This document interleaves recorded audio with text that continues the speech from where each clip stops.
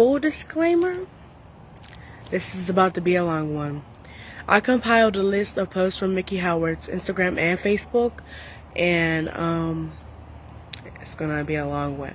Now, they're not, as deep as my other responses, but they still are relevant to me, so we're going to talk about them.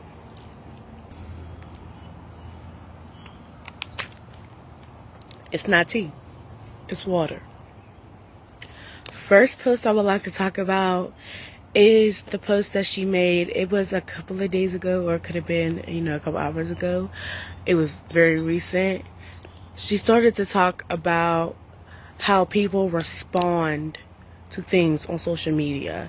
Like, it was as simple as, okay, I prefer mangoes over oranges. And this random person from wherever says, oh, well, you forgot about the pineapples and the dragon fruits and, whatever, and they need to be included too. And I guess you ate oranges since you prefer mangoes over them. Well, excuse me, sir, for having an opinion. Like, her posts are so relevant to me, especially that, because in this day and age, nobody can have an opinion. Nobody can say anything about nothing. Anything that you say can be held against you in a court of law. Like, there are receipts. If people don't like what you say one year, you become famous. It's everywhere on Twitter. You can't have an opinion on anything. And sometimes some people's opinions don't come correct, so that is what it is. But other times it's just like the most randomest things. And it's just like, if I can't even have an opinion, what are we on social media for? We're on social media to be social. So I expect when I go on social media, I can be social. That my, posts won't be controlled by anybody or any other entity but me. But I guess that's just wishful thinking. Still water. Plants give us life.